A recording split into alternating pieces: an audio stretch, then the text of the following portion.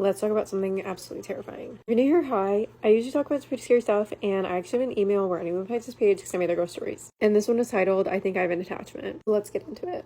The person who sent me the story did not specify whether or not they wanted to remain anonymous, so to keep things safe, I am going to keep them anonymous. The person who sent me this email starts off the entire thing by saying, I have no idea where to start with this story. Now, the person who sent me the story says that all of this started around the time that she was 6 years old, where she had an imaginary friend that she could describe in detail as a child. And her mom would catch her talking to this man all the time. And she specifically says that nothing weird happened until she moved in with her dad. This is around the time that the activity actually started to occur.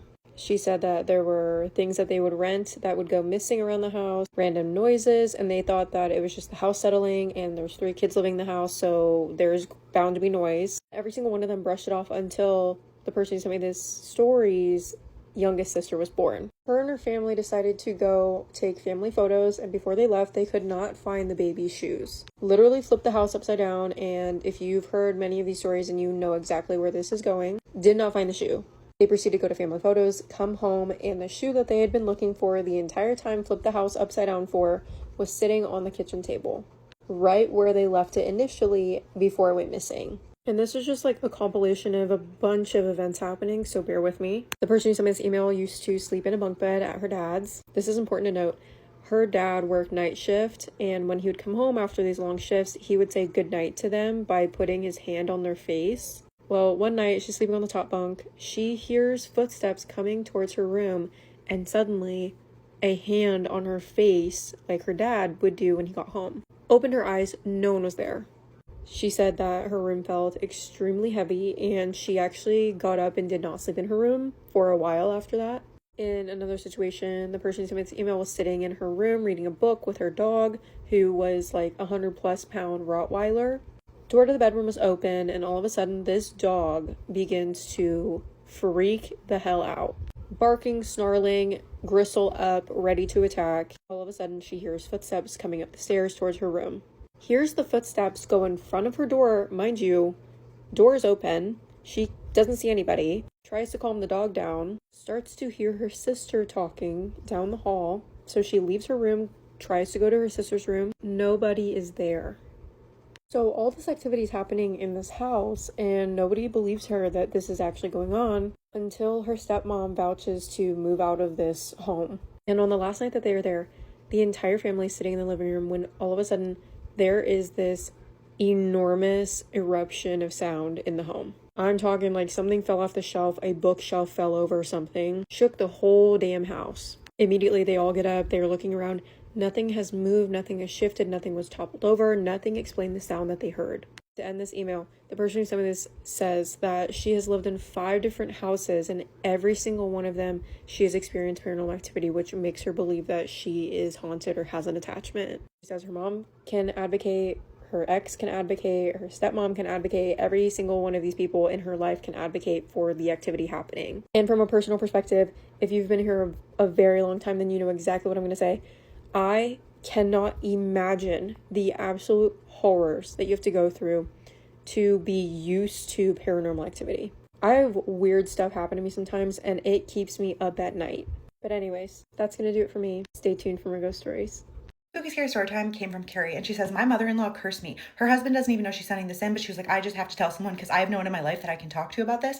But I feel like it's women like this that give boy moms a bad rap. I know, I am a boy mom, and people are always like, boy moms are weird.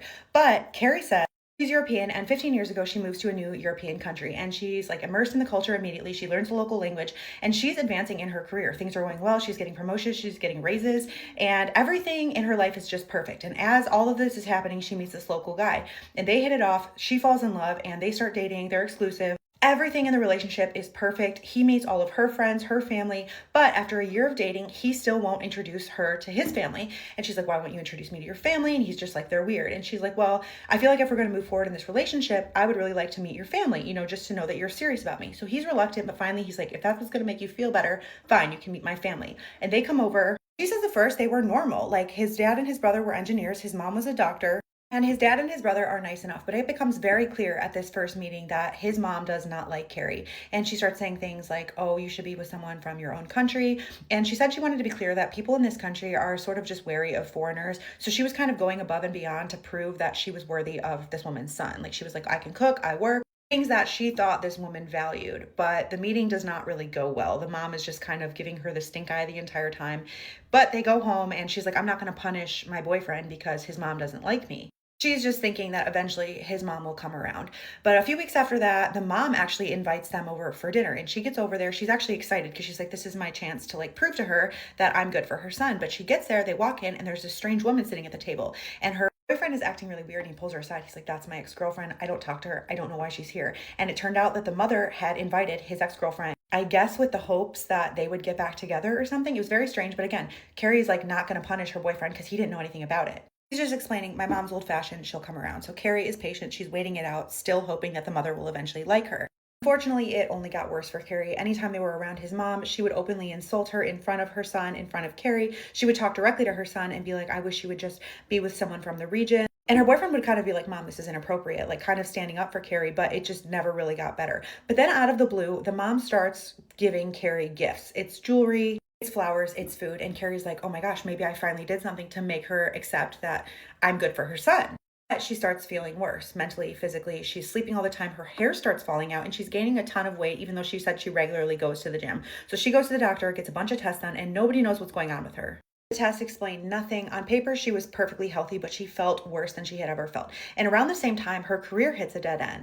Even though she had been growing in her company, getting all these raises and promotions, all of a sudden they decided that they were going to stop operations in that country and she was laid off. Her and her boyfriend were living together, but they still also relied on her income to pay the bills. So she was doing this extensive job search. She wasn't really able to find anything, but finally she did, even though it was a massive financial hit. It still paid the bills. After 3 years of dating, she gets pregnant and he was over the moon excited. He proposed immediately. He told her fiance's brother first. He was over the moon excited. Everybody else in their life was over the moon excited for them. And then they go over to his parents' house to tell them. And his dad says, congratulations. But his mom starts crying. She's mumbling something under her breath. Carrie's not sure if she's crying because she's happy or sad. And then she says, give me the ring. And she takes the ring and she puts it on her own finger. And she's mumbling something under her breath as she's looking at it. She looks at her fiance and she's like, are you going to do something? And she kind of like gestures for the ring back, but the mother turns away with the ring on her hand and she's still mumbling under her teeth and she just wouldn't give it back. And so after like a couple minutes, her fiance actually has to intervene and be like, Mom, give the ring back to Carrie. And she said it was just a pretty dense situation. Night she goes home and she has the worst, most terrible, horrifying nightmare she's ever had in her life, in which somebody from hell was doing something horrible to her and her unborn baby. She wakes up in a cold sweat and these nightmares continue. And not only that, but she would wake up in the middle of the night to sounds of like somebody walking around her room. Sometimes the bed would shake. She really thought that these were just horrible, vivid nightmares. And she was just crying and screaming every single night. She could not get any rest. And she said she genuinely thought she was having mental issues. Morning she would actually wake up with bruises and scratch marks all over her body, and she said her fiance was really supportive, but then one night he saw something in the room too and he got scared. Yes, he mentions this to his mom that she's been having all these nightmares, and the mom is like, oh, I can make you a special food for pregnant ladies from my culture. So she comes over, she gives Carrie the food, but it made her horribly ill. She was vomiting. Before she fell asleep that night, she said she heard voices. It was like whispering coming from all around her as she laid in bed. And then in the morning she woke up and there were bite marks all over her body. Aside from all of that, pregnancy, she said, was just really, really difficult. She ended up spending 3 months in the hospital prior to delivery, and she ended up delivering a slightly premature baby. But up until she delivered that baby, she still woke up with scratches and bite marks, and the nurses actually thought that she was harming herself. So they would wrap her hands at night and they ordered a psych evaluation. They still could not figure out how she was getting these scratches and bruises in her sleep, even when she was being watched.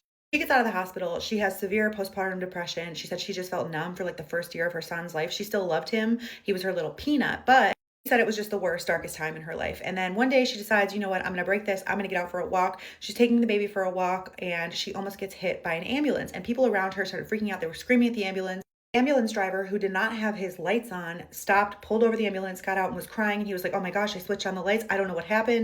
Very apologetic. Obviously she was shaken, but she just goes home because what else is there for her to do? This near-death experience happens 2 more times at the same intersection with different vehicles. Each of the 3 times, she had waited for the walk sign. She was crossing the street. It was supposedly safe. She did not see any other cars coming. Things were getting worse for her mentally. She said she started having all these thoughts like, everybody will be better off without me. But her son kept her clinging on because she was like, I don't want to leave him. And around this time, she and her fiance are finally planning their wedding. And her luck seems to worsen. Her wedding dress caught on fire while the shop was altering it. She's not there, doesn't know how it happened, ended up having to get a new dress. She ends up picking out the rings from a local jeweler, and those rings later went missing, supposedly, from the jeweler's safe. The jeweler had to replace the rings at his own expense. The DJ, right before the wedding, has a mental breakdown and has to cancel. Her makeup and hair ladies canceled on her about a month before.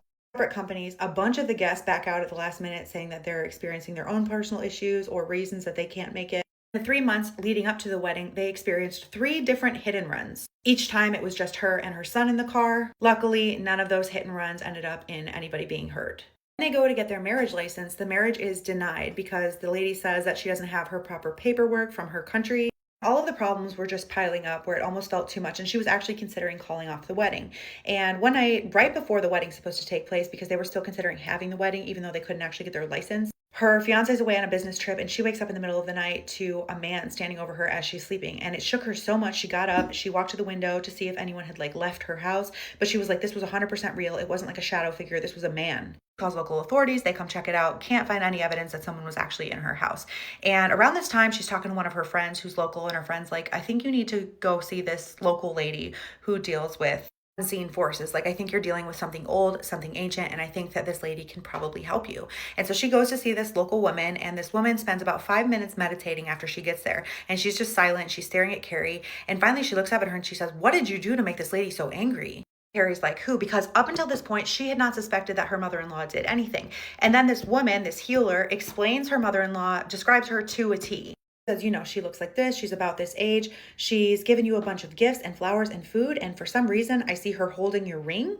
The woman's like, this woman sold her soul in order to harm you. And we need to take measures now before it's too late. And Carrie said that absolutely shook her. Woman says, don't worry about it. We're going to get this figured out. And she goes into a different room. She does something. She comes back and she's like, just come see me in 6 months and we'll see if everything's getting better. And Carrie said after that point, she did start getting better, but her mother-in-law seemed to start experiencing all of the same things that Carrie was going through. Her hair starts falling out. Her teeth started falling out. She starts gaining a bunch of weight, even though she has up until this point been pretty healthy. And Carrie goes back to see this shaman lady and she's like, what did you do to her? And this woman just explains that energy has to go somewhere. This shaman says, just come see me in 6 months again and we'll just see how everything is, because this woman will spend the rest of her life trying to harm you, and she will do it until her life ends or your life ends, whichever one comes first. Carrie said at the actual wedding, there's not a single photo of her mother-in-law smiling. She cried actually during the ceremony, did not go to the reception, and since the wedding has tried to cook for her several times. And each time Carrie just says, no, thank you. And the mother-in-law says, why? And she says, why don't you tell me why? Except for his mother, her husband is an amazing father, an amazing husband, but she believes that he has knowledge of the things that his mother is dabbling in. She said, one day I will address it with him, but until then, she's continuing to see this shaman woman. And since she started, things have significantly improved in her life.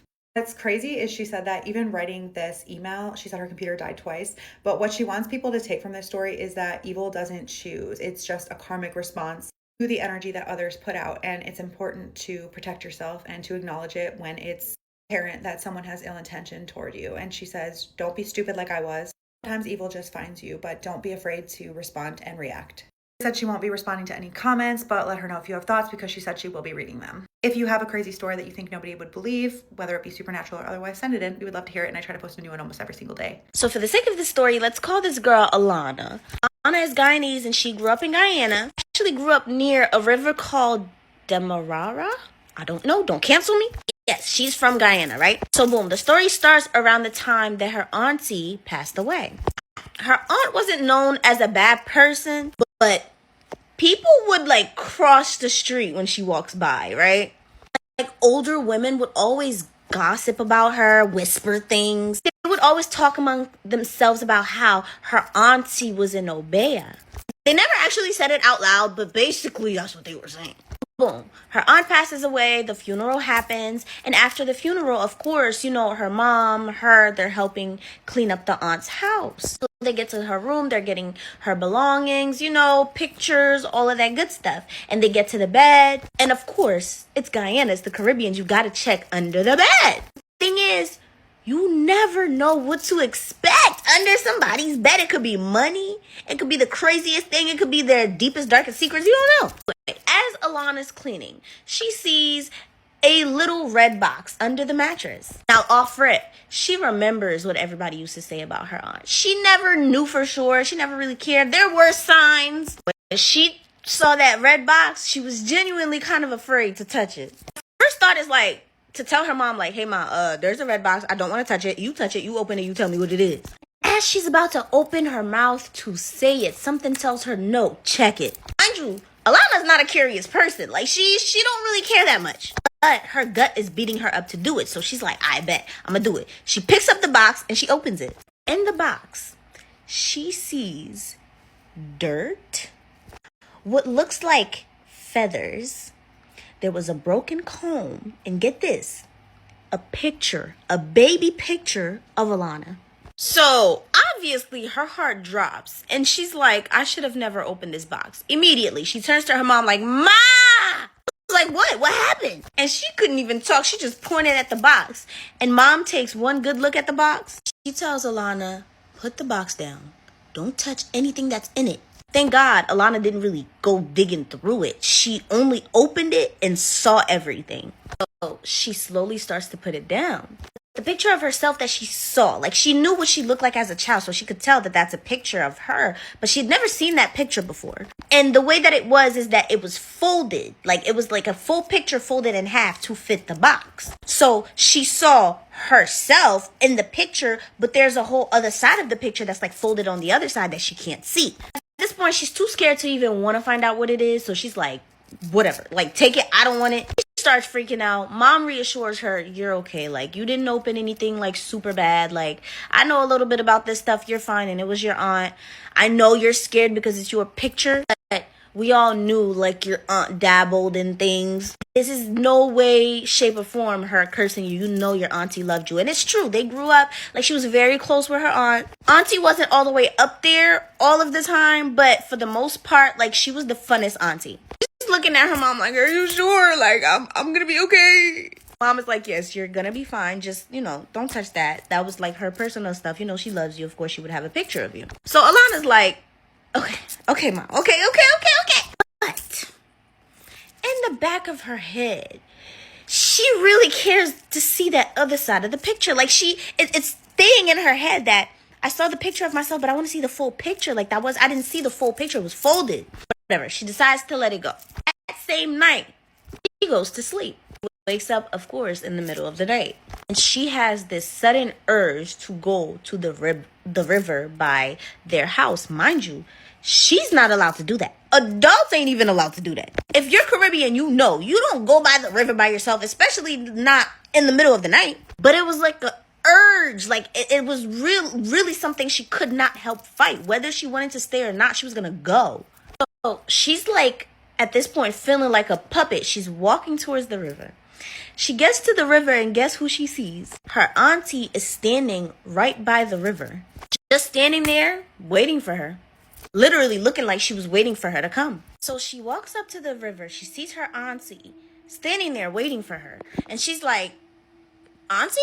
And when she said that, all auntie did was put her head down and shook her head. So Alana's feeling very out of place. She's like, you're supposed to be dead. And so when auntie put her head down, she says to auntie, are you okay? And auntie lifts her head up and there's a tear coming down auntie's eyes. And so Lana's like, oh my God, you're not okay. So she goes to hug auntie and auntie stops her. Auntie's like, stop. Don't touch me. Except auntie didn't actually say that. Like she said it with her face. She just like put her hand down and was like this. But she said, stop, don't touch me. But and she immediately understood. She just stopped. And auntie takes a few steps towards her, takes her hand, puts something in her hand, and closes it inside her hand. You know how grandma be like slipping you money? It was kind of like that. And the moment auntie puts the thing in her hand, she wakes up. Mind you, she never felt like she was sleeping. To her, this is actually happening. Like, it didn't feel like a dream. It felt very much real. So when she woke up, she was in such shock. And she was even more shocked to wake up to something in her hand. And so she immediately opens her hand. And guess what it is, y'all? It's that picture that was on her mind. She sees the baby side of her. And she's finally actually able to open the picture now, and she does. Now, the picture was a picture of her laying down in her crib as a baby. But when she flips open the picture, next to the crib is a bed. And guess who's on that bed? It's Auntie. But it looks like Auntie's the mommy. What's going on? It looked like Auntie just had a baby. Auntie's going through postpartum. Auntie looked like she the mama. And so it all clicked. She was always closer to her auntie than she ever was to her mom. Immediately, she calls her mom. Come to find out, y'all, Auntie was the mama, but Auntie always had mental health issues, right? And sometimes it would get bad, but for the most part, it wasn't like super bad. She wasn't like just really bad, but she wasn't okay enough to take care of her kid on her own. So mom, older sister, decided she was gonna take Alana. Auntie asked them not to tell Alana that she's the mommy because she couldn't stand the thought of knowing her daughter knows like that she's the mom and she's not okay, and she didn't want her daughter to go through that. So she would rather be the auntie on the side, you know? Mom told her the whole truth, and mom said she actually planned on telling her after the funeral because Auntie's accident was literally like a freak accident. She wasn't sick or anything like that. It was a car accident. So it really came from nowhere. Nobody saw it coming, so nobody really planned to like tell her. But once Auntie passed away, everybody was like, yeah, we gotta tell her. So they were just trying to give her time to grieve before they dropped that news on her. But I guess Auntie had to tell her herself. All right, guys, that's the story. I know I look weird right now. That's because I'm sitting and my leg is asleep and I cannot move a muscle. Y'all know that feeling in your leg when it falls asleep? Anyway, don't forget to buy your ebook. I just had a sale, a Valentine's Day sale, because somebody asked, so I might have another one soon. Also, thank you so much for blowing my song up. I love you guys so much. Go stream polls everywhere. Spotify, Apple Music, everywhere. And do some whining videos. Seriously, I want to see some waistlines. Okay, bestie, I love you. Bye. So there's this mom and she has a 5-year-old daughter. She says that this day was normal, like nothing special happened. She just wanted to go and see what her daughter was doing in her room. So she opens the door to her daughter's room and she sees that she's playing with a doll. She continues to observe her and realizes that her daughter is not necessarily playing with the doll. She's trying to remove the head of the doll, but she's struggling because she doesn't have like the force to do it. The mom got really curious, so she decided not to like tell her that she's there. She's like hiding behind the door because she wants to see why her daughter's trying to remove the head of the doll. After a few minutes, the little 5-year-old was able to take the head off the doll, and she gets up, gets a little box that she has on the side of the bed, and she throws the doll's head in there. She leaves the body of the doll there on the ground, and that's when the mom finally decides to walk into the room, and the little girl's name is April. So the mom says, "Hey April, what are you doing?" And April tells her, "Oh, I'm just playing with my dolls." The mom was a little bit confused, but she's like, maybe I'll ask her later on and see if she tells me why she was taking the doll's head off. But she tells April to go ahead and clean up her room and then to go downstairs so that they can have dinner. April ends up cleaning her room, going downstairs. They have dinner together, and by this point, April is downstairs in the living room watching TV, and the mom still stayed with that curiosity of what the hell was April doing in her room. So the mom, taking advantage of the fact that April was downstairs, she goes up to April's room. She opens up that little box that April had put that head in, and when she opens it, she realizes that it is filled with Barbie heads. When she sees this, she goes and looks for April's dolls, and she realizes that every single one of April's dolls is headless. So the mom thinks that's really weird, but she's like, okay, well, I'm just gonna ask April about it later on, and that is what she does. The mom took April's shower, she put her in her pajamas, and she's laying her in bed, and she said that they had been talking, just conversating, making sure that she's getting tired to go to sleep. But the mom took advantage of the fact that they were having a conversation, so she tells April, hey, I'm gonna ask you something, but I really want you to tell me the truth. And April says, okay. So the mom looks at April and she says, why did you rip all of your Barbie dolls' heads off and put them in that box next to your bed? The mom says that April just turned to look at her and told her, oh, it's because I'm training. And the mom was like, what? What do you mean that you're training? What does that mean? The mom says that April started giggling, and for some reason that little giggle gave her the goosebumps. April looked at her with a big smile on her face and tells her, well, I'm training for when I can do that to you. April wouldn't have made it to fucking May, because what do you mean you want to take my head off and you're practicing with your dolls? Have kids, they say. It'll be fun, they say. I didn't know there were lugaus in Trinidad.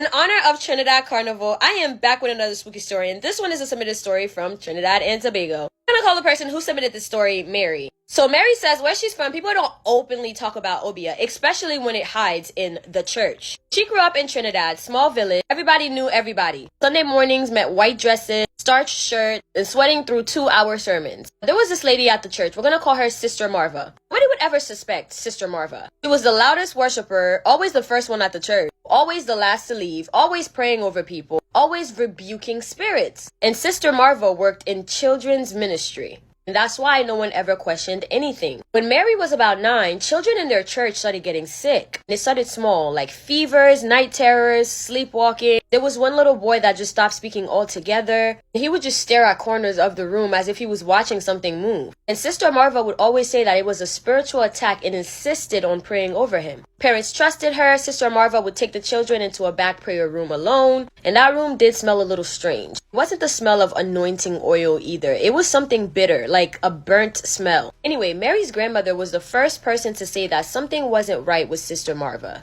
Her grandmother told her mother, that woman is not fighting spirits. She's feeding one. Mary says she didn't understand what her grandmother meant until one night she saw it.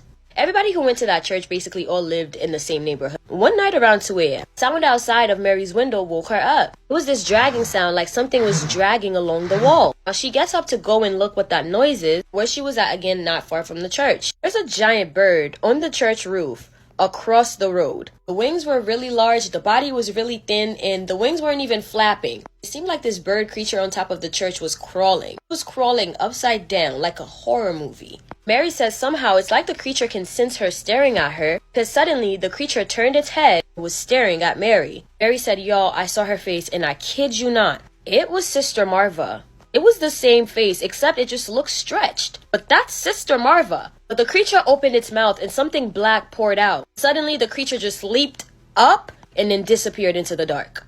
Well, Mary didn't know what to make of this situation. She slept it off because she didn't want anybody to think that she was crazy. Well, the next Sunday, one of the girls from youth choir didn't show up. They said that unfortunately she passed in her sleep. Heart complications, and the girl was 11 at the time. At this point, Mary is petrified. She told her grandmother exactly what she saw. Her grandmother locked every single window that night and burned something in a metal bowl. She says that in Trinidad folklore, there are lugaus, people who shed their skin at night and fly to feed. This wasn't just a lugau. This was obia twisted. Her grandmother said that some people make pacts. They trade innocence for power, and they hide in holy places because no one ever looks for darkness there. And she said Sister Marva wasn't attacking randomly. She was harvesting. Things escalated so fast after that. I know y'all hate part 2s, but I don't know, like beat me up. I don't have work today though, so depending on how crazy y'all go in the comments about part 2, sharing, liking, and all that stuff, I may feel pressured to come and tell y'all the story before tomorrow. But for now, leave a comment for part 2, and I will see you guys soon. I feel like I haven't told a mermaid encounter in so long. I am back with another spooky story. And this one is a submission from Sierra Leone. We're gonna call the person who submitted the story Bridget. So Bridget said that she's never told the story publicly because in her culture you don't play with marine spirits. So Bridget grew up on the coast of Sierra Leone. Her grandmother always said that the women in her family were marked by the water. Bridget thought that her grandmother meant that they were good swimmers. That's not what she meant. When Bridget was about 17 years old, she started dreaming about the ocean. They weren't normal dreams either. She would hear humming, layered voices, something pale moving beneath the surface. And then one night, Bridget doesn't even remember leaving her house, but she remembers walking into the sea. She remembers as she's walking in, the water was warm, and when the water reached about her waist, something grabs her legs. And she said it wasn't seaweed. It was hands. They grabbed her by her legs and pulled her under. Now, Bridget says she didn't fight. For some reason, she actually felt really calm. She's realizing that under the water, she could breathe. And Bridget said, and what she saw down there wasn't human. The mermaid spirits showed her something about her bloodline, about an agreement made generations ago between her family and the marine spirits. One woman in every generation in that family partially belongs to marine spirit. Well, when Bridget was down under, she witnessed a lot of things that she doesn't even know how to vocalize. It was that mind-bending, and she's aware that telling her story, a lot of people wouldn't believe her. So Bridget says she got to learn a lot more about marine spirits and the deal that her family made generations ago. She says there's a lot of secrets underwater. But anyway, if you want to know how long she was underwater underwater for, what she learned while she was underwater, what the creatures looked like, and what they expected from her. Does she still work with them? Are they evil? Are they nice? All of those questions are answered in the full story time. Then you need to check out this video. I actually posted it yesterday, and if you're not subscribed to my YT channel, you're on a cliffhanger now, and whose fault is that? Really, you could have been saw this story time when I posted it. I say in all of my videos and y'all don't listen, is that I have longer, better, and spookier stories over on YT. So make sure you head over there and subscribe, join my members only, like and comment. And if you do that, you will never be left on a cliffhanger, and all the stories will always be finished on YT. Like I say at the end of all of my videos, I love you, my abducted humans, from your favorite Haitian homegirl. Let's read a scary story from Reddit. They didn't remove the pool. When I was a kid, my family lived in a house in Grand Junction. Before we moved in, the landlord told my parents something unsettling. There used to be a pool in the backyard, and years earlier, their young daughter had drowned in it. The house meant a lot to them, and they made it pretty clear that we needed to take care of the property as it was extremely sentimental and they wanted nothing changed. The pool was buried by the time we lived there, not removed but buried. The concrete foundation of the pool was still there. The outline of the pool could be seen because the grass never grew right. At the time, my sisters and I were too young to really understand, so my parents didn't tell us at the time. My parents didn't tell us much, and we didn't ask. Still, strange things happened in that house, things we noticed but didn't question until much later. We had a home alarm system that would chime out whenever a door opened. It didn't just beep, it announced the door. For example, ding ding garage door or ding ding front door. The back door, which used to lead to the pool, was still labeled in the system as pool door. Late at night, when everyone was asleep, the alarm would suddenly go off. Ding ding, pool door. Every bedroom in the house was close together. You could hear if someone got up, walked down the hall, or went into the kitchen, but no one ever did. My parents would get up to check, and the back door would actually be open. This didn't happen once, it happened multiple times, always at night. The same thing happened with the garage door. The alarm would announce it, and again, no one had moved. Another thing I remember clearly was the garage itself. Whenever my mom asked me to take out the trash, I'd get this overwhelming feeling of being watched the moment I stepped inside. It wasn't imagination or fear of the dark, it was intense and specific, like something was there, lurking in the shadows. I still remember that feeling today.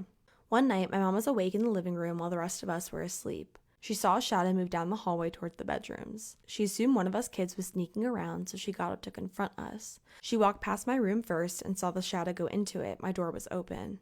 Certain she'd caught someone, she walked in and flipped on the light. As a mother, she knew instantly that I wasn't pretending to be asleep. I was out. She checked my closet, under my bed, and around the room. No one else was there. Confused, she went to my sister's room, expecting to find one of them awake. Their door was closed, and both of them were asleep too. My sister shared a bedroom that we later realized was most likely the same room the landlord's daughter had used. Never confirmed, but just an assumption. At night, they would hear tapping on the wall. It wasn't rhythmic and it wasn't loud, just deliberate. It didn't sound like pipes, the heater, or the house settling. One night, they started screaming for our parents. Over and over, they kept saying, "Someone is knocking, someone is knocking." They were screaming so loud, I woke up and made my way to their room after hearing my parents rush out of their room into my sister's. We could hear it too. My dad always told us it was the heater or the pipes, and because we were kids, we believed him. Years later, when we talked about it again, he admitted the truth. He only said that because we were young. He never had an explanation for the sound. Cabinets and drawers also opened on their own from time to time. It became part of the background of the house, unsettling but never explained. Eventually, my older brother came to live with us. He stayed in the room furthest from the rest of the bedrooms, on the opposite side of the house near the living room, which primarily served as an office.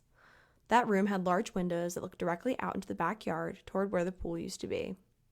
Note, my parents, same as myself and sisters, didn't tell my oldest brother anything about the history of the house. He is 10 to 11 years older than my sisters and I. One weekend night, the rest of the family was in the living room watching TV. My brother had only lived there for a few weeks at this point. Suddenly, he came out of his room fast, pale, shaken, and genuinely terrified. He said, "Mom, there's someone in the backyard." My dad immediately went outside to check. There was nothing there. My brother claimed he had always felt watched in that room, assuming something like what I felt in the garage, where your body tingles, stomach drops, and the hairs stand up on your arms and neck. My mom, already uneasy from her own experiences, contacted the landlord and told them everything that had been happening. She asked if they had experienced anything while living there themselves. Not long after that conversation, the landlords decided not to renew our lease and told us they were moving back into the house, even requesting if we'd be willing to move out early. They didn't seem to argue or seem surprised, just quiet and distant.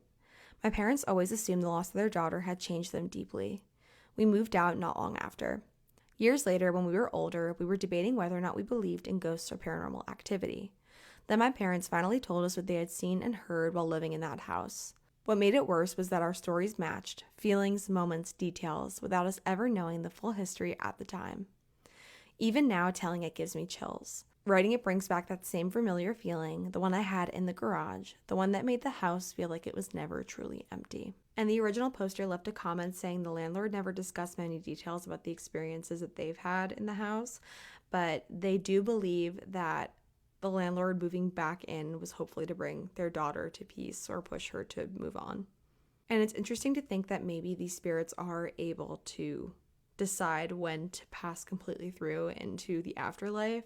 Like, for example, this landlord's daughter might be living in a space between the world and our afterlife, and they might need that push from their parents to finally move on. As always, if you guys have any stories you'd like me to read, please email them to me and I will get to them if I can, and I will see you in the next one. Okay, her 4-year-old son has been talking to a ghost brother, and he says that they told him to unalive her. This story is crazy. This woman wants to start out by saying she does not let her child watch anything graphic, nothing violent, doesn't have free range on YouTube. He's a basic dinosaur-loving little boy. She just purchased their new home about 2 months ago, and she started noticing little things going on around the house, but nothing that were major red flags yet. She says she's grown up in houses that were seemingly haunted before, so things really kind of didn't bother her that much, or she was able to kind of brush it off. That was until one night around 11:30 p.m. when she starts hearing whistling. She mentions that she does live in the Appalachian Mountains, and whistling at night in her house is a no-no. She yells through to the next room to her fiance and tells him to quit whistling in the house. You're gonna let spirits in. So he comes through to the bedroom and she goes, "Why the hell are you whistling at night?" And his face goes pale and he just says, "I was not whistling." She doesn't really believe him, but she's like, okay, whatever. And then they both go to bed. So the next morning, she's in the shower now, and he enters the bathroom and he goes, "Hey, be honest with me. Were you pranking me the other night about the whistling?" So she tells him no, and she went on to explain everything that happened.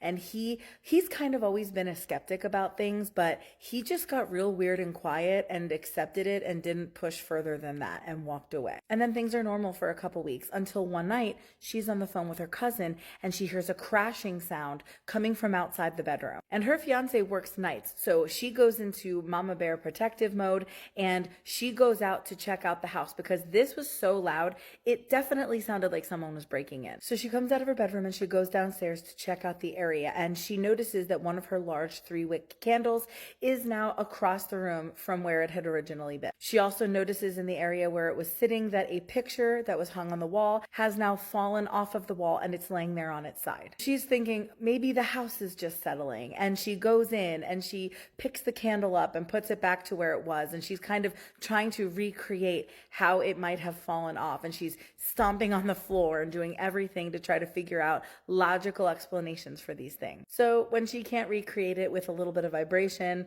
definitely not something houses settling would cause, she gets a little spooked and goes back to bed. And weird things keep happening. Another night, middle of the night, she hears a crashing outside of her room again, and she goes and checks it out and sees nothing, but she gets this disgusting feeling about things watching her. She said every hair on her body was like standing on end, and she turned around to go back upstairs, and she kind of got that feeling where, you know, something's behind you and it's going to chase you, so it makes you want to just run up the stairs. Have you ever done that? I've totally done that as a child. So she whips around and bravely just says to whatever it is that would hear her, "You're not going to scare me in my own home." And then she calmly walks back up to her bedroom, which I could never. She also says her cat's acting really weird from in her bedroom and is kind of uneasy and almost like standing guard at the doorway. And then about an hour later that night, about 1 a.m., her son wakes up and asks her, "Can you put a movie on for me? Because I can't sleep." So she says she does, and then she leaves him, but he doesn't go back to sleep. She can hear him sort of talking to something through the wall in a muffled tone, like she can't understand what he's saying, but he's definitely speaking to somebody. And she's hoping, oh, this is probably just his imagination. Like, he kind of does that sometimes when he plays. He talks out loud, and she kind of shrugs it off. Okay, so then the next day, they're sitting and hanging out, and he just looks at her with a blank face and says, Mommy, my ghost brother says that I have to unalive you, and I would never do that though, because I love you so much. And then she's like, wait, what did you just say? Completely in shock. And he repeats himself again. And then she continues to prod him some more. And what he goes on to say is just chilling. He tells her that ghost brother wants him to break toys and hurt animals and stomp on the flowers that he wanted to give his mom. And this is completely out of character for him. Like, this is not something that he would normally come up with on his own. She said he's one of those super sweet and empathetic kids, the kind that's like, don't step on a little tiny bug because what if it has a family that will miss them? She mentions again that she is used to coming from a long line of family who have had paranormal experiences, but nothing of this caliber, nothing that would have such an effect on such a small child. She's really worried about her son's safety and well-being, especially because she can't see whatever it is that she needs to protect him from. All she wants is some advice to know, what the heck could this be, or what could help this situation? Ugh, that's a heavy one. So freaking crazy, so creepy. I would be out of there ASAP. I know that's easier said than done, but this poor family. Let me know what your thoughts are in the comments. And if you have a creepy or crazy spooky story of your own, I would love to hear it. And if you're new here, definitely follow for more creepy story time. Here's a tip. Do not read this in bed. This story is about my son. Ethan is a lovely little boy who always has a smile on his face and has a laugh even dirtier than Hannah's, if you can believe it. I love him with every part of my heart, but admit that he can be creepy as fuck. There are many little things that he has done and said which have convinced me that he sees people who aren't there, but this one actually terrifies me. Strap in. Bedtime with Ethan is always a scary prospect. You know you're going to end up getting jumped on, squished or maimed, and that's on a calm night. And at age 5, in January 2025, he outdid himself. Ethan won't go to bed unless I'm with him. I've always wondered why he was so scared of being left alone, and I may now have some insight into that. My grown-up daughter Elise always helps me into bed with him because he gives WWF wrestling energy and you need a tag team. This particular night we'd gone through the usual bedtime routine and we were finally tucked up. He sat in the bed just in front of me, said goodnight to his sister. After she had left, Ethan remained sat up, looking towards the foot of the bed. Then he laughed and said, "Mummy, look." He tilted his head to the side and turned his head slowly to look at me, pulling this open-mouthed, eyes wide, straight from a horror film grin. Think the film Smile. Oh, that's horrible. "Mummy, look." Like that. I froze, horrified, trying not to show it, probably failing and secretly wondering where I can buy holy water and rosary beads at 7 o'clock at night. "Very nice, mate," I squeaked, a little freaked out. "Just lie down and let's have a cuddle before you go to sleep." Yeah. He ignored me and carried on doing it, tilting his head to one side and then the other. The hideous horror grin in place, and then the creepy little sod started laughing, cackling, like some sort of feral goblin creature. It's you. This is horrific. Imagine Justin being, "Mummy, look." Immediate adoption. Gone. I heard Elise on the landing and I called her in so that she could see what he was doing, desperately trying to laugh it off because I don't want to put my son up for adoption, but I absolutely will. I would, yeah. Into an orphanage you go. That's so funny. Elise turns on the light and says that he just looks like Ethan, being the little oddball that he is, and I breathe a very slight sigh of relief. Off the light goes and off Elise goes and down Ethan lies. Then he does it again. Creepy, open-mouthed, head tilted on the pillow, looking right at me in the near darkness. And again, several more times. "Where did you see that, mate?" I asked casually, smiling because I didn't want Damien to know that I was scared. "Was it at school or at home?" This creepy, possessed, tiny little motherfucker lifts up the duvet and says, "There, do you see it, Mummy?" Under the duvet? He's going out on the trash in the Isn't morning. that petrified? Look. Vile! I slammed that duvet down hard enough to send a message to whatever he was seeing and told him, "Wonderful, now go to sleep." He fell asleep next to me not long after, but I was too scared to move, wondering if there was a 24-hour exorcism service nearby, how to make my own holy water, and praying that he wouldn't wake up again. I survived the night and have spent the past year dreading a repeat performance. Thankfully, it hasn't happened. Yet. Thank you for the pod, and if you ever read this, pray for me. Any God will do. I'm not fussy. Lots of love, Sophie. There's a particular set of rules that they say to follow if you ever encounter the paranormal. Like, for instance, if someone knocks on your door after midnight, you do not answer it. If the phone rings after midnight, you're not supposed to answer it. If something calls your name, it's said that if you respond, it could possess you. If you go to a funeral, and when you're leaving, you should never look back until you get home. If you were in a cemetery, and you should never step on the gravestones or in front of them. Also, if you're at a cemetery, when you drive past the cemetery gates, you should hold your breath. And when you leave a cemetery, always check your back seat. Now, when you're at home, you should never have a mirror facing the bed. And you should never have two mirrors facing each other. It's also said that you should never, ever name a spirit in your home. You should never try and communicate with it, and you should never acknowledge it. So what do you think? What rules have you heard to protect yourself or keep yourself safe from the paranormal? Why don't people talk more about the Four Corners region? You know, when you think about it, that is probably the most supernatural place in all of the world. You know, on one side in Arizona, you have the Navajo Reservation, where a lot of strange things happen. In New Mexico, you have Dulce. You have the infamous Route 666. In Colorado, you have Mesa Verde. And in Utah, you have places like the Skinwalker Ranch. In this section of area, there are so many strange and creepy things that happened. Now, there was this trucker. He was driving on the infamous Route 666. He found himself headed north towards Farmington. He said as he was driving, he began to get this weird feeling. He said that the car just felt kind of staticky. He said as he drove down this road, he started to notice something up in the roadway. And as he slowed the truck down, he could see it was a person. It was a young girl, probably 12, 13. She was standing in the middle of the road. So finally the truck comes to a stop. And he gets out. And he starts yelling at this young girl, you know, what are you doing out on the road? You're going to get hit. Like, why are you out here alone? Where's your parents? She doesn't say anything. She's just turned around looking in the opposite direction. He said, I said, like, where are your parents? Like, why aren't you listening? You know, you're not supposed to be in the middle of the road. All of a sudden, she turns around. And when she fully gets to the direction he's looking, he can see she doesn't have a face. He said this girl just started walking backwards and walked all the way into the desert and then just disappeared. He ran, he jumped back in his truck, and he took off. And he sped all the way to Farmington. And he said one of the weird things that also occurred after he'd seen this girl was the radio station kept going in and out, and he would get the static, and he would hear like voices, like people were talking that weren't supposed to be there. There was another story out of Shiprock. There was this man. He believed at the time that his wife might have been cheating on him. So he said, you know, every night she would get up, and he would hear her get up and leave the house and go somewhere. And he didn't know where she was going. So this particular night, he's laying in bed. His eyes are closed. He hears her get up out of the bed. And he hears her go downstairs and go out the door.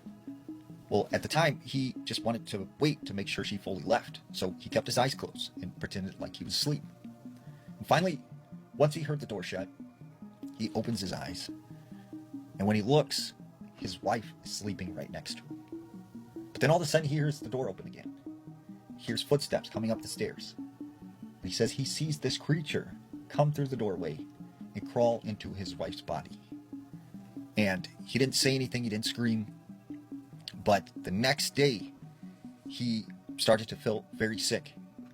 And over the next couple of weeks, he got very, very ill. And eventually, he passed away. And a lot of people attributed that to the fact that he witnessed his wife, right, this creature coming into her body. Have you ever had the feeling like some place was calling you to come there? Like some location was connecting with you and you felt like something wanted you to be there? Now, there was this man named Kyle. Kyle said when he was younger, he grew up on the East Coast. He'd never been out west. But for some reason, he always felt like he needed to visit the Pacific Northwest. And he said just all the time in his mind, all he could think about was the Pacific Northwest. And he felt like something was calling him there. He said more specifically, he remembered one day just this name popped in his head. The Pinoy Gifford National Forest. And he said he looked it up, and it was just beautiful, and he knew that he had to go there. So eventually, as he got older, he decides to book this trip. He flies out to Portland, rents a car, and he drives out to the forest. And he finds this camping spot in a dispersed camping area, and he sets up his campsite. Well, he said as it started to get dark, he began to get a very uneasy feeling. And it felt like he should maybe leave. But he said, it was late, he was in the middle of nowhere, and he felt like he had to commit to it. So, as he's sitting around the fire, he said he began to hear what sounded like two people having a conversation out in the middle of the woods. He said it kept sounding like it was coming closer and closer, and so he thought there was someone else out in the forest. But said just then he sees something break through the tree line, and it's this wolf-like dog-looking animal. He said it just stood there for a few seconds, watched him, and then it went back into the woods. So at this moment, he was kind of creeped out. And he thought, maybe I can find refuge inside my tent. So he goes in his tent, and he zips up in his sleeping bag, and he starts to doze off. But then all of a sudden, he hears his name being called. And he said, they kept repetitively saying his name over and over again. And then it started to tell him to come out of the tent and into the woods. He said the voice sounded so familiar, but he just couldn't pinpoint who it was. So he figures, I can either stay in this tent and whatever's out there will eventually get me, or I can go out of the tent and at least try and fight. So he unzips the tent and he goes outside. And he said that's when he sees this same dog, wolf-like creature standing on the edge of the woodline. He said, except had the body of a dog or a wolf, but the face of a man. And it was staring at him. So he takes off running through the woods. And he eventually makes it back to his car. And when he gets in and he drives off, he starts thinking about that voice that was calling him. And he said, wait a second. That sounds like my great-grandfather's voice, who I met when I was younger. That was his exact voice that I recall being a young boy playing at his house and him calling my name. The desert at night is a really terrifying place. Now, you ask anyone who lives alone in the middle of the desert, when night falls, strange things happen. Now, there was this man named Dave. Dave and his friend decided they were going to do some hiking. And they found this 5-mile trail out in the Superstition Mountains. So, Dave gets his father's hunting backpack and some hiking boots, and they head out to the Superstition Mountains. When they get there and they get on the trail, they get about halfway, about 2 miles into this hiking trail, when they see this rock formation off the trail. So they decide to go to it and take some pictures.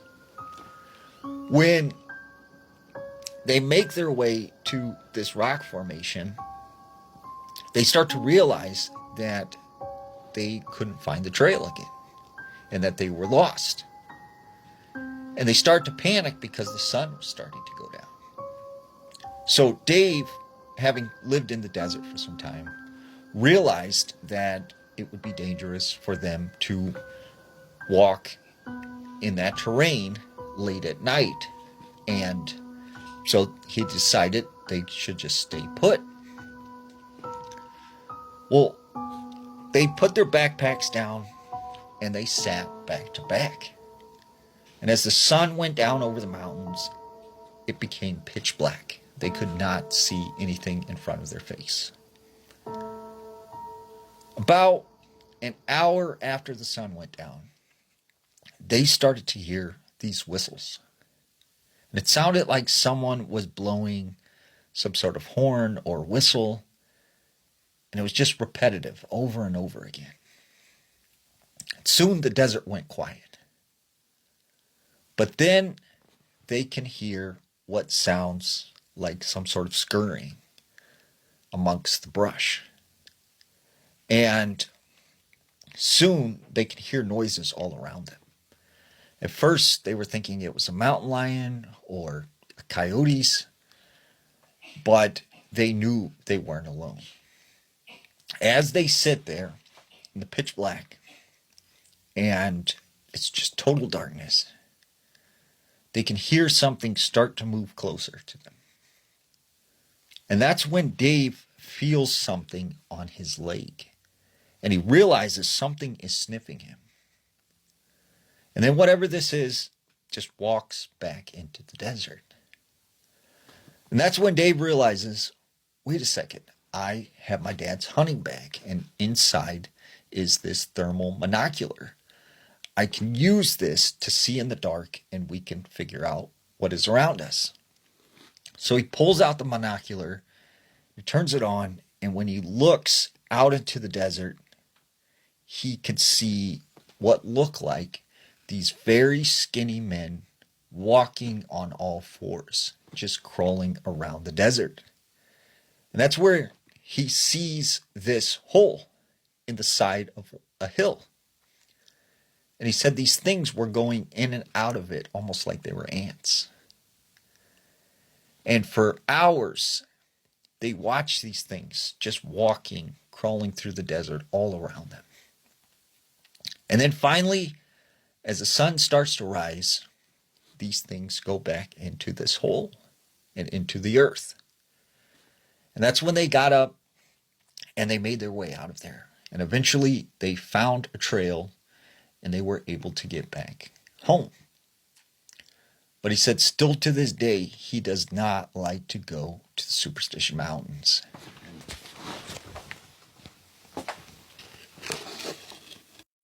I just got sent the creepiest video from Seaside, California. So she said that she was at Seaside Liquors February 10th at 7 p.m. 2022. And the only reason why I know this is because she sent me the timestamp. She was hanging out with an old friend. The friend ran into the store to grab something, and she was just taking like a cute little selfie video of herself in the car. A couple days later, she was just looking at the video and she realized there was something behind her. What is that hooded figure behind her? What is that? She was saying to me that it looked like some type of Grim Reaper. She went home and she ended up telling her grandma about it, and her grandma ended up praying on her car. She says she hasn't seen anything since, but then her grandpa told her something that she did not know about her car. Apparently, the car was bought with bullet holes in it, and it was covered up before she received it. So now we're wondering, did someone unalive in that car in a shooting? Was that a hooded figure of someone who didn't make it? Or was that the Grim Reaper lurking around because of something that happened in that car? She said after that, for months, she drove around with a light on in her back seat, and she would not look in her rearview mirror at night. Let me know in the comments what you guys think, if you think her car was haunted, if this was some kind of Grim Reaper figure, or what. Send me your story if you've got one similar. Hello and welcome back to a series of spooky stories, The Haunted Tea Spill. This series is brought to you by all things spooky and ungodly amounts of paranormal activity. In my previous video, you heard me say that next month, March, is Women's History Month. And if you didn't know that, now you fucking do. Any commission that I make off of this necklace from now to the end of March will go towards this foundation. That website will be accessible if you want to donate directly. Now onto the story. Hi, my name is Sil. I think that's how it's pronounced. At not.a-tyrant on social media. And I wanted to share a story of mine that gives me chills. Last year, my old band manager, Jay, moved into this huge house with her boyfriend, Dom. From day one, something about the place just felt wrong. The first time the band came over, everyone said that the house had an off energy, especially in Jay's bedroom. It was like the air in there was heavier somehow. At first, it was just little things. Footsteps when no one else was home, the kitchen faucet turning itself on and off, lights that refused to stay off, and then, after a few months, it all escalated. It always does. Doors started slamming shut by themselves. A full bottle of laundry detergent somehow emptied itself all over the floor when there was no way that it could have tipped over. You hear whispers, crying, even random bursts of perfume or cologne when nobody had sprayed anything. Sometimes you'd sit out back and see a shadow figure watching you from the upstairs window. And the place was never set ablaze? I'm confused. But when you went inside, the room would be empty. Y'all are just looking in the fucking rooms? You're just going upstairs and checking to see if there's actually a creepy shadow figure in there?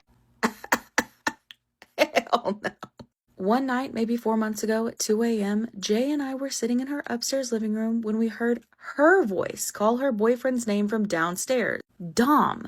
Right after that, his alarm went off. He hit snooze and we shrugged it off. Why? What do you mean? But exactly 9 minutes later, we both heard a voice again, this time whispering, Dom, right in the hallway. Then his alarm went off again, and after that, we heard footsteps fast running down the stairs. We decided to grab the EVP recorder I'd brought over. Oh, we just have one of those on deck, do we? We started asking questions like, who are you? What do you want? How did you die? Nothing. Total silence. But when we asked how many of you are there, a deep, guttural voice whispered clear as day, 4.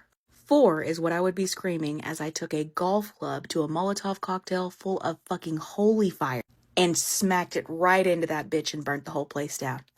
Immediately. Then there was a loud bang from behind the bedroom door. When we opened it, there was nothing there. Why would you open it? Why would you do that? Jay still lives in that house. The activity never really stopped. She hasn't done any more EVP sessions since that night. She also hasn't done, I don't know, an exorcism or called a priest or maybe a local witchy bitch or something. Come the fuck on. What are we doing? See, this is how scary movies that start off with based on a true story come about. Anyway, rated on a scale of 1 to 10, 1 being really scary, creepy, spooky, 10 being the most. If you have a story of your own that you want to submit, you can do so on the link tree in my profile. I will see y'all at the next episode. Stay spooky, friends. You can't make this stuff up. Might have known the story of real-life boogeyman. It wasn't called the Storm of the Century for nothing. The blizzard of '93 stretched all the way from Canada down to Cuba and affected 26 states at once, which was almost unheard of for its time. As if a blizzard isn't scary enough, there were also 11 surprise tornadoes that had spawned in the midst of the snowfall, and winds were as powerful as a Category 3 hurricane. The worst parts of it were throughout the Appalachian Mountains, where residents there were completely cut off from the rest of the world. Many of the people that were stuck in their homes had even created tunnels through the snow to try and escape. For people in regions that weren't experiencing tornadoes, they were instead witnessing something called thunder snow, which is where it literally starts to lightning and thunder while the snow is falling. There was so much snow that even snow plows couldn't get through, so some people reported seeing tanks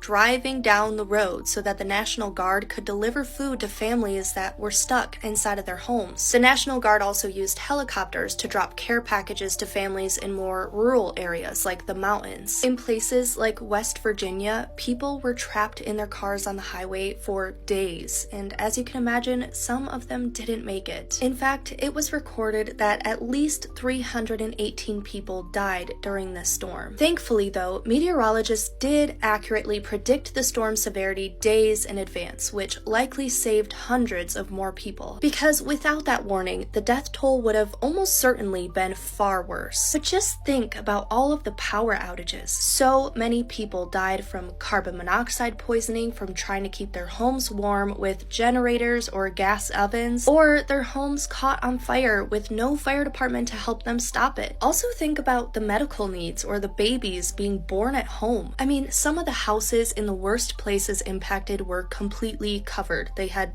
disappeared in the snow. It seems impossible, but the caretaker at a lodge in the Smoky Mountains was trapped by 63 inches worth of snow. So he said that he had to walk across the rooftops of the buildings. The extreme snowfall wasn't it. Like I said, this spread from Canada down to Cuba. In the Gulf of Mexico, ships and freighters were sinking left and right. One of them was a 200-foot freighter that sank 70 miles off the coast of Fort Myers, Florida. 7 of the crew members on that ship died when a Coast Guard helicopter trying to save them was forced to go back to base due to low fuel levels after already rescuing 3 of their crew members. All in all, the Coast Guard rescued 235 people from over 100 boats across the Gulf of Mexico during one of the most powerful storms ever recorded. I've never been someone who believed in ghosts. No afterlife, no signs, no messages from beyond. I always assumed that when someone is gone, they're just gone. And that's what I believed.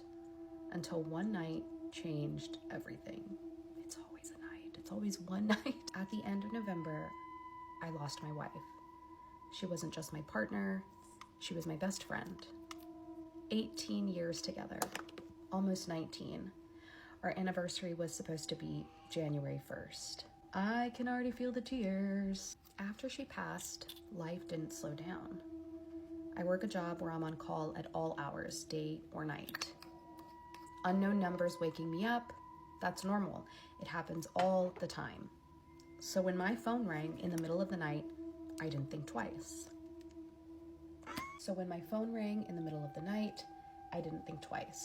No caller ID. Just another work call. Just like any other night. That's how it always starts.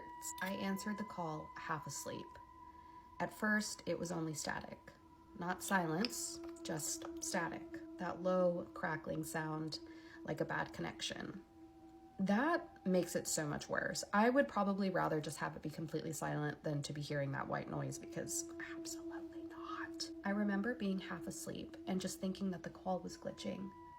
And then I heard breathing. Slow, heavy, and repetitive. Right against the phone. I froze because I knew that breathing. And then I heard her voice. No. She said my name, not how anyone else ever said it, but the way she always did. I'm getting genuine chills. Soft, familiar, exact. She said she loved me, and then she said something else. She asked me to take care of Squeak. That's what we called our son. No one else knew that name. No one. Her voice didn't sound angry or emotional. It was calm, almost flat, like it was coming from very far away. The chills I have right now are kind of insane. The thing is I don't find this scary, like inherently scary. These are things that happen to people. This is not just, these are stories that these people are sharing of experiences that they have had. Someone has experienced this, and that is why I get chills, because it's the unknown, the things that we don't know, the things that we know are out there, but we can never know for sure. It was unmistakably her. The call only lasted a few seconds.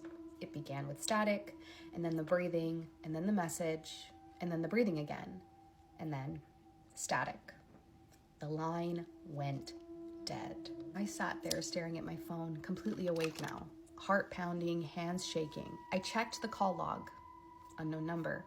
No voicemail, no trace of where it came from. I didn't feel fear the way you'd expect. Not panic, not dread. What I felt was something worse and softer. Shock and comfort at the same time. I'm not trying to explain it. I'm not looking for answers. I don't even know what I believe now. All I know is that it was real. It sounded real, it felt real, and it was the most intense moment of my life. Some nights I still think about that call, about the breathing, about the way she said my name, and I wonder, if the dead aren't supposed to reach us, why did my phone ring? The Dyatlov Pass is a case that I have not looked into until today, and it is creepy. In 1959, January of 1959, a man named Igor Dyatlov took 8 other hikers on a long journey through the Ural Mountains. I believe that's how you say it. Before he left, he told his sports team that he would send a telegram when he finished his, I believe it was 16-day trek, but this telegram never came, so finally a search team was sent out to look for them. Searchers set out on February 20th, so about 20 days after they had set out, and eventually they found their campsite that was kind of on the side of a mountain. Now, this is not a great place to set up camp. Now, people speculate that they either did this so that they wouldn't lose altitude or that maybe they were practicing camping on a slope, because this was something they were going to have to do later on anyway. Now, the camp was completely destroyed, and they didn't understand why. A lot of their clothes were still at the campsite, and when they looked into it, they realized that the tents had been torn open or cut open. Upon further examination, they realized that this had been done from the inside. When they continued to examine the campsite, they realized that there was 9 sets of footprints leading away from the campsite. What is strange about these footprints, though, is that some of them were wearing shoes, some of them socks, some of them barefoot, and some of them looked to be only wearing one shoe. About a mile away from the campsite, around the edges of the woods, they found 2 bodies, and this is of Yuri and this other Yuri man. I cannot pronounce their last names. But they found these 2 men, and what was strange about finding them is that they were wearing nothing but underwear. So they didn't have any shoes on, and they were just wearing underwear, despite the temperature being anywhere from -13 to -30 or 22. A little ways further down the trail, they found 3 more bodies. Now, what's chilling about this is they were also in the same state of undress, and on top of that, it appeared as if they were trying to get back to their campsite before they either froze to death or something more horrifying happened. Now, all of these bodies did appear to have been victims of hypothermia. They couldn't really find any other injuries on the bodies, but what they would find next is even more strange. Now, another thing that was strange is that Yuri, this guy right here, he was found and looked to be brown purple in his complexion, and he also had gray foam coming from his right cheek and gray liquid coming from his mouth. 2 other hikers that were found also had strange scratches on their hands that appeared as if they were trying to climb a tree or something along those lines. Now, several months later, the rest of the bodies would be found. They were found under a snow ravine 75 meters deeper into the woods. One of the victims had severe skull damage, and another one had severe chest damage that they can only compare to being hit in a car crash. Or his chest was kind of caved in, almost as if he had been hit by a car going full speed. But even more strange was one of the bodies was found missing her tongue, eyes, parts of her lips, as well as facial tissue and a fragment of her skull bone. Now, what's strange about these hikers is it appeared that they had all passed away at different times, and every time someone passed away, another group of the another member of the group would take some of their clothes to try to keep warm. Some of the men were wearing women's clothes, and some of the women were wearing men's clothes. But even stranger still, all of the clothes appeared to have a little bit of radioactivity. Now, it was very minor, not enough to take someone's life, from what I'm understanding, but there was a little bit of radioactive residue on the clothes. Early on, people kind of thought that maybe they had been attacked by the Mansi people, but what's weird about that and what just really doesn't add up is that the Mansi tribesmen were very peaceful people. This is not the kind of thing that they would typically do. There also were no other footprints leading up to the campsite and away from the campsite, so this really just doesn't check out. There is also the theory that this could have been an avalanche, but this really isn't. There's not a lot of evidence to back this up either, considering that there was no evidence of avalanche at the time. Nobody knew of an avalanche that had happened during that time, and also it didn't make sense because this kind of avalanche probably wouldn't happen in the Dyatlov Pass. There has been no avalanche recorded at the Dyatlov Pass before this happened, and there hasn't been one since, so this doesn't really check out either. Could it be hypothermia? Because they were taking off their clothes, or at least had left their clothes behind, and this is something that people who are experiencing hypothermia will often go through. They will think that all of a sudden they're really warm and start taking off their clothes even though they're freezing to death. But again, why would they leave their warm tents to go out into the cold? That doesn't really check out either. There was also the thought that maybe there had been some kind of group dispute, but they were pretty harmonious people. They didn't really fight. Like, they seemed to get along really well. So again, this doesn't check out either. Other people think that maybe a Menk could have been involved. This is a Russian Yeti. They think that maybe a Menk had come after the group and taken their lives, but I don't really believe in the Yeti, so I don't think that this one's accurate either.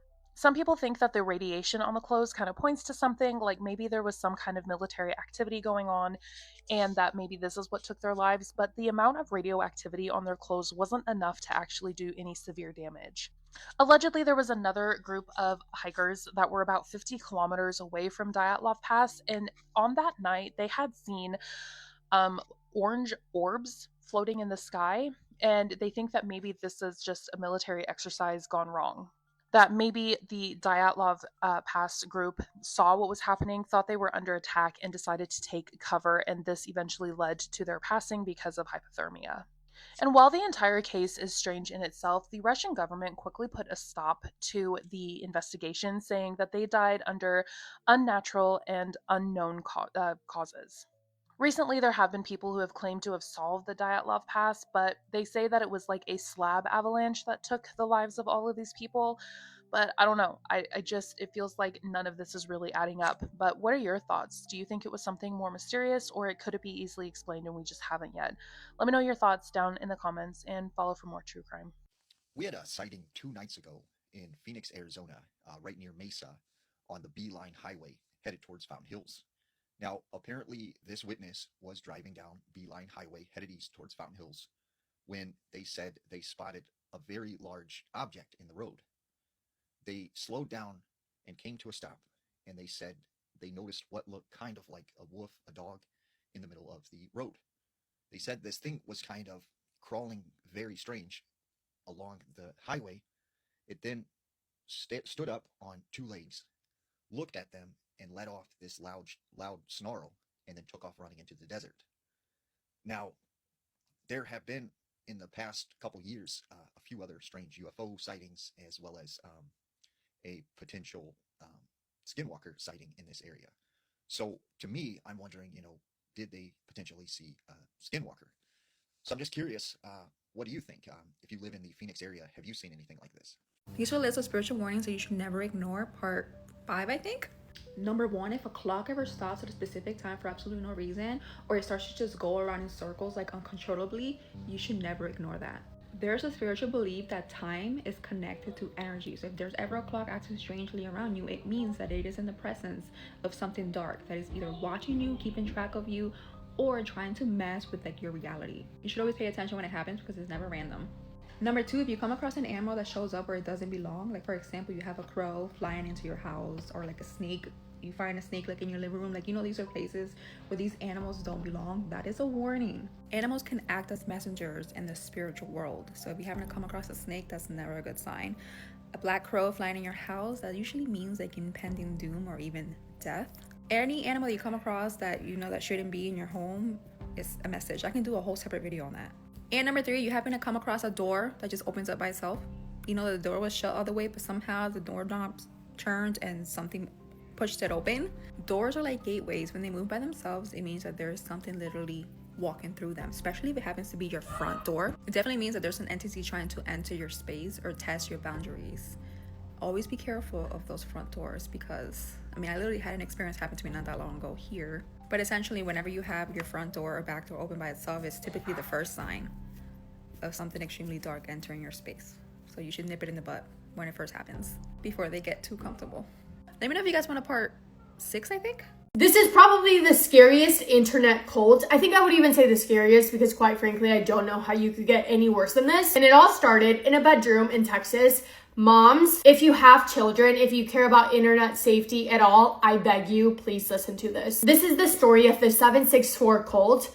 Massive warning, it's graphic, it's disturbing. We're also talking about children, so if you think that listening to this, it's gonna harm your mental health in any way, shape, or form, please skip this video, but I do think that this is something incredibly important to listen to. This entire story starts with a 15-year-old boy in his bedroom, a boy called Bradley Chance Cadenhead. Bradley was one of 4 children, and he lived in Stephenville in Texas, a small town of about 22,000 people, about an hour southwest of Fort Worth. And Bradley had a very, very tough time at school because he just couldn't get along with anyone. It felt like everyone that he came across just eventually turned into a bully, and bullying was a daily thing for him, so much so that the only place that Bradley felt like he could truly be himself was tucked away at home in his bedroom. He pretty much only left the house to either go to school or go to Sunday church with his family, but apart from that, he preferred being alone. And by the age of 8 years old, having unlimited access to the internet was starting to become quite the alarming thing for Bradley, to put it lightly. Because videos and content that most children would stumble into by accident were the kind of things that Bradley began to seek out. He started looking up certain things like mature content, but then it turned into graphic, gruesome content, and then scary horror stories. But slowly but surely, all of these kind of different graphic things online began meshing into one, and Bradley started to become fascinated with very, very violent things. All kinds of things, by the way, like every graphic, scary, gross thing on the internet, anything that you could imagine, Bradley was looking up. And consuming so much of this content naturally started to change the way that his brain was working, really. The kind of thoughts that he started having, even the way that he behaved, started to change, and it began affecting not only his family dynamic, but also the way that he was at school. And eventually his teachers were alarmed by his behavior because he would talk about these violent things that he wanted to do at school, which as a teacher, I assume that that's just about the worst thing that you can hear, especially coming from a student, especially that young. After a series of threats from Bradley to the school, his assistant principal alerted authorities about him and about the things that he was saying. That ended up leading into an investigation against him, but disciplinary measures did not stop him. Bradley kept on talking about these things. He kept on using school computers to look up very violent, aggressive things. Like every red flag that a kid can show, he was showing. By only 13 years old, his obsession had grown into him actually wanting to do these things, actually wanting to commit these crimes and hurt people. That was around the time in his life that he was like, okay, enough of me having all of these thoughts in my head. I'm ready to act on them. And it of course did not help that he also had so much built up resentment against so many kids at the school because of the bullying. So he again threatened to bring a weapon into the school, and for that he was placed in a juvenile detention center. By his early teenage years, Bradley had suffered multiple psychological breakdowns and over time continued to only become increasingly isolated. He just wanted to be alone in his own thoughts. He didn't care about people. He actually didn't care about anything at all. At one point, he confided in one of his probation officers about how he just stopped caring altogether about anything and anyone. And then at 15 years old, Bradley dropped out of school completely. He just refused to go. And by the way, if it's not obvious, I don't think that his family dynamic was the best. I think that his mom and his siblings eventually moved out of the house, and obviously nothing that his dad did was really able to change Bradley, but he just stopped going to school entirely. He would pretend to go to school in the morning. He would wait for his dad to go to work, and then he would come back home and spend the entire day at home. Eventually, his parents found out. They were not happy, but no matter what they did to try and get him back into school, it just didn't work. And him dropping out now obviously led to him having 24 hours a day available to look up things on the internet, to plan things out, and eventually to act on them. After dropping out, his online usage was at its peak, and the obsession that he had with pictures and videos that were violent in nature only grew and grew the older that he got. And eventually, one day when he was playing the video game Minecraft, Bradley came across a person that shared those same sick and twisted fascinations, and then he came across another one, and then another one, and then another one. And this was the most exciting thing that had happened to Bradley in a while, because he discovered this secret, dark, maybe not so secret, I don't know, this dark corner of the internet where all of these people shared a similar interest for the same kind of disturbing things. And in his head, he's thinking, this is so awesome. This is the coolest thing ever. I have so many friends now, and I just keep adding more and more. How do I take this to the next level?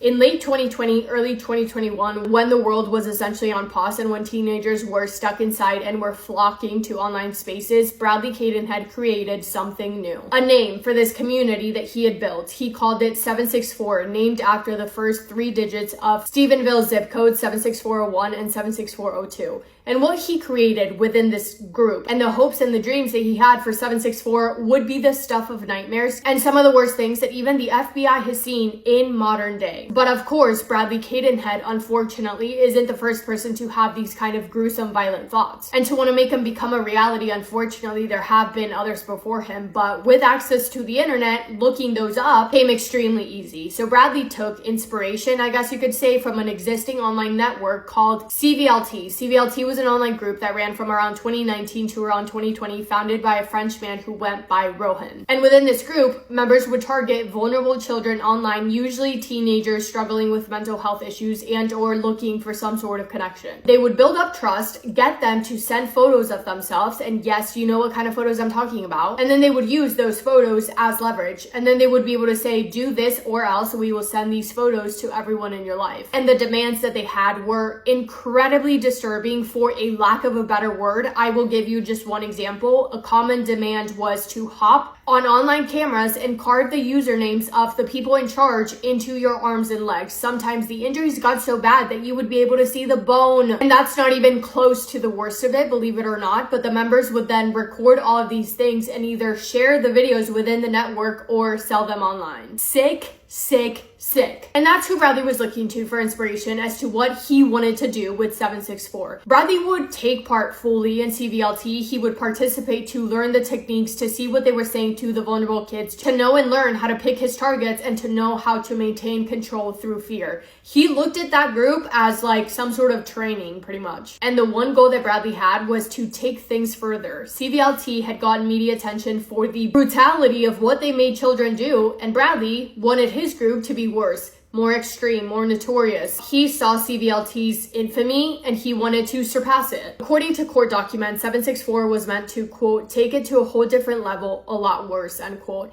And I can't tell you the exact things that Bradley wanted to do and did do, because saying those things out loud, quite frankly, is not allowed on this platform. But essentially what he wanted to do was make children, vulnerable children online, trust him, get a hold of something to be able to hold that thing over their heads, and then force them to do certain things, essentially turning children into weapons against themselves. And a lot of times his demands ended in someone losing their life. 764 operated on Discord, Telegram, Roblox, Snapchat, Instagram, and other platforms where children gather. And their tactics were spelled out in manuals that were circulated amongst the group so that everyone would know the goal and everyone would have the same goal. These were their steps. Members would, first of all, find vulnerable victims online. A manual released by an affiliated group called No Lives Matter instructed, quote, the best women to target are ones that have depression or mentally ill ones, end quote. They also targeted children in mental health communities, LGBTQ plus spaces, and ED groups. Secondly, they would gain trust. Members would befriend the victims, initiate online relationships, even fake romantic interest at times. Then they would obtain compromising material, likely through some sort of manipulation. And lastly, they would demand. They would tell their victims what they needed to do or else. And you guys are gonna have to look up what some of these things are, because I quite literally can't figure out how to say it without saying it, but I promise you, whatever you're thinking, it is 10 times worse. And by now you may be wondering, well, what exactly would push someone to do this? What did the members get out of this? Well, in their heads, within their group, they would get status, fame, power. The content that they were able to manipulate out of victims would then be compiled into what was called a digital lore book. These lore books were then traded like currency within the 764 network, archived in encrypted quote-unquote vault,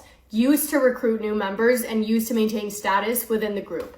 According to the Department of Justice, quote, the more extreme, the better. And as far as Bradley Cadenhead himself, he described himself to be a cult leader, and he was fully and completely celebrated by his followers and looked at as some sort of god for, quote, creating a legendary group. 764's ideological framework is rooted in seeing no value in human life. They also follow similar beliefs to that of Satanism and the occult. And besides causing pain, one of their main goals, another main goal of 764, according to authorities, was to, quote, create chaos and destroy society. An FBI special agent who has been working with the FBI for 50 years said that 764 is, quote, by far the most graphic material that I have ever encountered. He described the mentality, quote, there's no real end goal in sight for these groups. There's no, okay, if we break down society, we're going to rebuild it as such. It's destruction for the sake of destructing. On August 25th of 2021, police showed up at Bradley Cadenhead's mother's apartment with a search warrant. Discord had flagged and reported the group after authorities traced an upload of CSAM to Bradley's account, and on Bradley's laptop, police found everything that they needed to in order to be able to arrest him. In March of 2023, 17-year-old Bradley pleaded guilty to 9 counts of possession with intent to promote.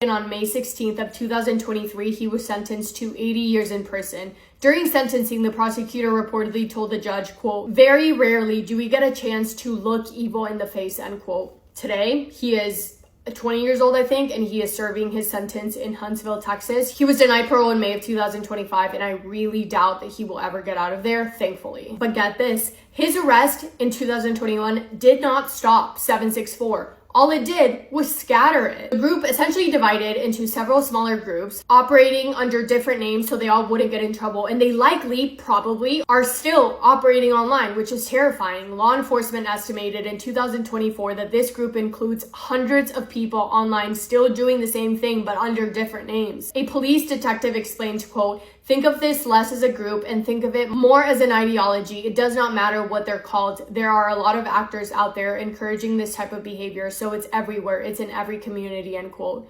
So this is still technically an ongoing investigation, and as of December of 2025, authorities have taken significant action. There have been 350 plus FBI investigations across the United States tied to 764 and or similar networks. And at least 35 people have been publicly charged by the Department of Justice with suspected ties to 764 or affiliated networks. And some of their victims identified have been as young as 9 years old. I am not a parent, so I don't even know how you would feel as a parent, especially of a young child listening to this, because I'm scared and I have no children. But as a parent, what you can do is monitor your children's online activities, have open conversations about internet safety, watch what platforms and what apps they're on and using, set parental controls, and of course report any suspicious activity to authorities. Yeah, that's it for me today. I am so uncomfortable. Let me know your thoughts on this, and thank you for spending time with me today. I hope you guys are having the best day. If not, go do something to make it the best day. Make somebody happy, and I will see you in my next video. Massive kiss on the forehead to every single one of you.